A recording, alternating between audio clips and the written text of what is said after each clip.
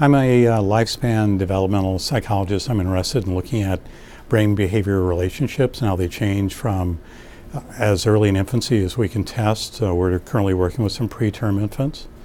We're interested in looking at, as I said, changes that occur in the brain, how those relate to behavioral changes. As a person learns, how does the brain change? How is that information processed in the brain to facilitate learning? We're also interested in how we can identify babies at birth who may be at risk for developmental disabilities and change early on through intervention, even during the infancy period, their exposure to the environment so that perhaps they can grow up without any actual experience of having developed a learning disability.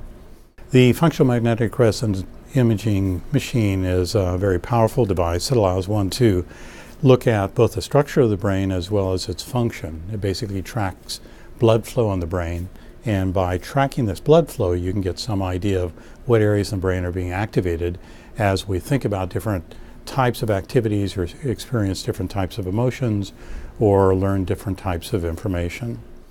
What will make our facility here even more unique, I think, is that we're actually going to combine that technology with the EEG, event-related potential technology. The two together will be able to be collected together from the same individuals at the same time.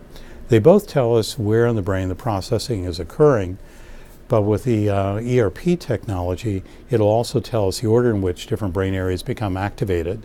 That's something currently fMRI cannot do. The UNL environment is really a very exciting one, and I think a very unusual one. We have faculty who are very productive and well known in different areas across many disciplines.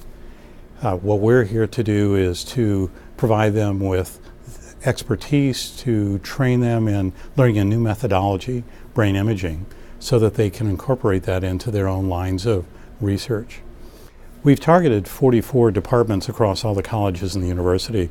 So far I've talked with faculty in journalism, communication disorders, different departments within education, psychology, of course. Textiles is another group that we've done presentations to. The response has been very exciting. In the 3 workshops we've conducted so far, we've had 64 faculty from different, and graduate students from departments across the university, political science, sociology. We're now talking with a group of people from women's studies who have expressed an interest in not just going through our workshops, but now getting hands-on experience, hands-on training, so that they can incorporate this kind of work into their own research. You don't have to be a PhD to identify the critical questions of science. What you need is some imagination, and in some cases to be a little bit free of the history of science, so that you're not bound by its presuppositions, by its traditions. And the undergraduates and graduate students often bring with them a very fresh perspective, and that can lead to exceptional types of experiences, exceptional type of science. I think what will make us very unique and help us to become, in a relatively short period of time, a world-class, in fact a world leader in brain imaging, is that we're getting involved people who don't normally do brain imaging.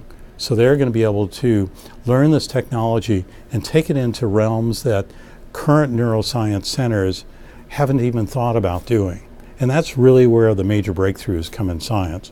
When you bring in new technology and apply it to questions and issues, some of which are commonplace, but simply haven't been studied by people who are doing more traditional neuroscience type of research. That's what makes UNL, I think, a really exciting, creates a really exciting opportunity for UNL to really become a forefront of this type of brain imaging, integrative, interdisciplinary type of research, interdisciplinary in a really true sense, that really isn't going on anywhere else in the world.